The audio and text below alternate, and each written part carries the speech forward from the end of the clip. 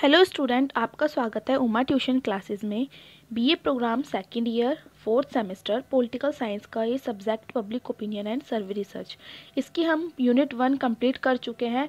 और जो इसी यूनिट का हम इम्पोर्टेंट क्वेश्चन एक करते हैं जो कि एग्ज़ाम के लिए बेटर रहेगा। तो जो क्वेश्चन है, जनता की राय से क्या अभिप्राय है और जनता की राय जानने के लिए कौन कौन सी विधियाँ हैं। तो देखिए, इसका आंसर स्टार्ट करते हैं हम।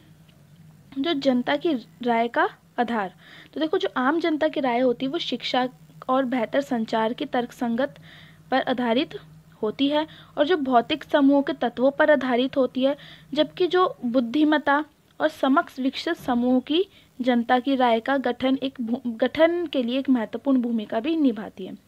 अधिक अधिक से अधिक लोग विवादास्पद मुद्दों की जानकारी दे रहे हैं, मतलब कि जितने विवाद हो रहे हैं उनकी जानकारी हमें किससे मिली है, जनता से मिल रही है, ताकि उनको सॉर्ट आउट किया जा सके, है ना।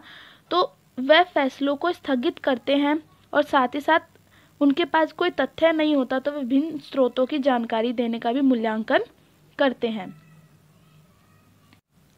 साथ ही साथ उक्त जो समूह होते हैं उसमें भी ऐसे व्यक्ति काम करते हैं जिनके पास तथ्य हो और उनके जो समूह प्रभावित करता है और वही जनता की जो राय होती है उनकी गुणवत्ता के आधार पर निर्भर होती है, ताकि जो वह समूह जिसके पास मुद्दे हैं उनके मुद्दों को क्या कर सके, भरोसेमंद तरीके से जानकारी प्राप्त कर सके और उस समूह से सबसे प्रबुद्ध राय प्रदर्शन की संभावना होती है।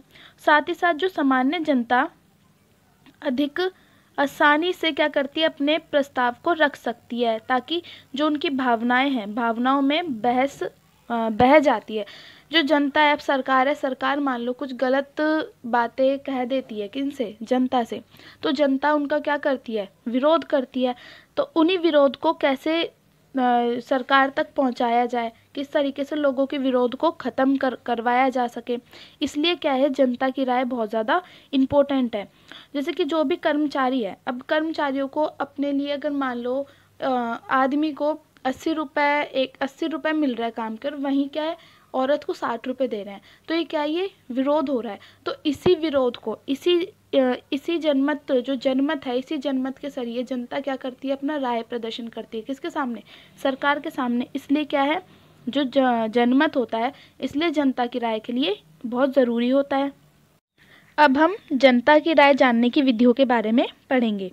तो जनता की राय जानने के कुछ कानून हैंडली क्राइस्टिन ने अपनी किताब गैजिंग पब्लिक ओपिनियन में दिया है और कुछ जो कटलियर सेंटर ने अपनी किताब इफेक्टिव पब्लिक रिलेशन में दिए हैं। ठीक है, तो जो फर्स्ट पॉइंट है इसका, मेल या टेलीफोन के द्वारा प्रचारित किया जा सकता है, लिया जा सकता है जनता की राय, और मतदान के अध्याय के अनुसार भी लिया जा सकता है, सलाहकार समितियां बनाकर। फोर्थ है विश्लेषण या एक संगठन के रूप में। फिफ्थ है एक विशेष समस्या या स्थिति में शामिल लोगों का सम्मेलन करके, मतलब ग्रुप्स बना के। और सिक्स है संगठन के बारे में आयोजित राय और एजेंडा यूज़ करके।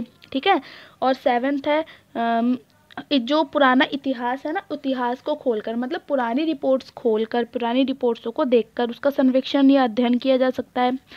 एट्थ है जो किसी विशेष विषय पर कहा गया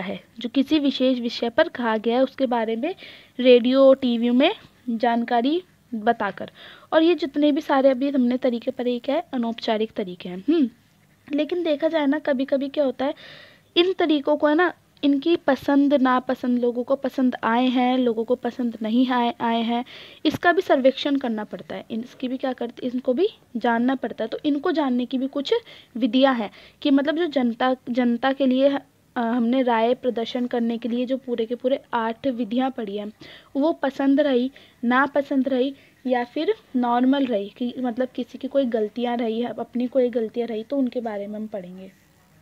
तो देखिए, जो हर एक तरीके के संभव तो हो नहीं सकता हर तरीके से कि हर एक लोगों के लिए अच्छी हो। कभी कभी क्या होता है, वो जो समूह होता है, प्रतिनिधित्व समूह के लिए कुछ कभी कभी परेशानियां भी हो जाती है लोगों को जानने में, कि हमारे लिए ये वाला जो मुद्दा है वो बेटर है या फिर ये वाला मुद्दा बेटर नहीं है। तो इसके लिए क्या होता है, या तो इंटरनेट का यूज़ किया जाता है, या फिर नमूना सर्वेक्षण मतलब सर्वेक्षण का यूज़ किया जा सकता है। तो इस जो सर्वेक्षण की बातचीत हम करते हैं वो किसके साथ करते हैं, प्रतिनिधि मतलब लोगों से पूछकर। अब देखिए, अब आप हर एक के घर जा जा के दरवाज़ा बजा के ये तो नहीं कहेंगे ना कि अपना मत दीजिए कि ये वाला तरीका सही है या ये वाला तरीका सही नहीं है, ठीक है। तो ये दुनिया बहुत बड़ी है, ठीक है, हर एक देश भी बहुत बड़ा है, तो ये इतना पूरा क्राइटेरिया संपूर्ण नहीं हो पाता।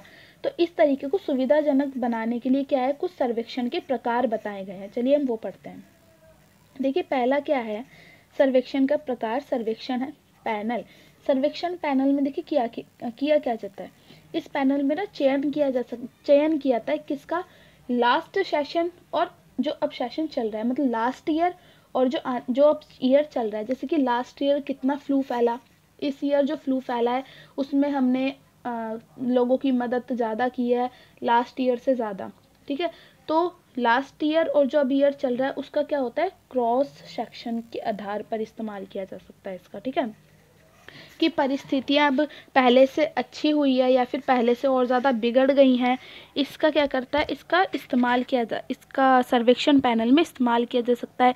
और ये विधि देखा जाए तो थोड़ी गड़बड़ भी हुई है, कमज़ोरियाँ भी रही है इस विधि के अंदर, ठीक है। इसमें प्रशासन को भी मुश्किल पड़ी है, क्यों, क्योंकि ये क्या है, एक लंबे खंड को प्रदर्शित करना पड़ता है। इसमें जो पीछे के 10 साल है, 5 साल है, उनका दायरा देखना पड़ता है आने वाले सालों के लिए, तो ये थोड़ी मुश्किल है, ठीक है। अब हम सेकंड पढ़ेंगे, गहन साक्षात्कार, ठीक है। तो ये क्या है, गुणात्मक साधन है। क्या है ये, एक गुणात्मक साधन। ये पूरी तरीके से लोगों के प्रति क्या रहा है, प्रोत्साहित रहा है।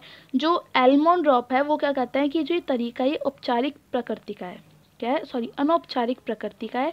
इसमें चाहे पढ़े लिखे लोग हो चाहे कम पढ़े लिखे लोग हो, इसमें बड़ी समस्या अब थोड़ी ये भी आ जाती कभी कभी कि ना जो पढ़े लिखे लोग नहीं होते ना वो मुद्दों को सही से जान ही नहीं पाते। लेकिन एक अच्छी बात ये हो जाती है गहन सर्वेक्षण से कि उनको समझाया जाता है, उनको क्या कर सकता है, घर घर जाकर या जो लोगों को समझ नहीं आया है उनको अच्छे से समझाया जाता है, या फिर मीडिया के थ्रू, रेडियो के थ्रू बताएंगे हिंदी में अच्छे से, या फिर जिनको जानकारी इस बारे में नहीं है उनके लिए हम एनजीओज़ वगैरह खोलते हैं कि जिसको इस मुद्दे के बारे में जानकारी नहीं है आप यहाँ पर आके इस जानकारी को प्राप्त कर सकते हैं।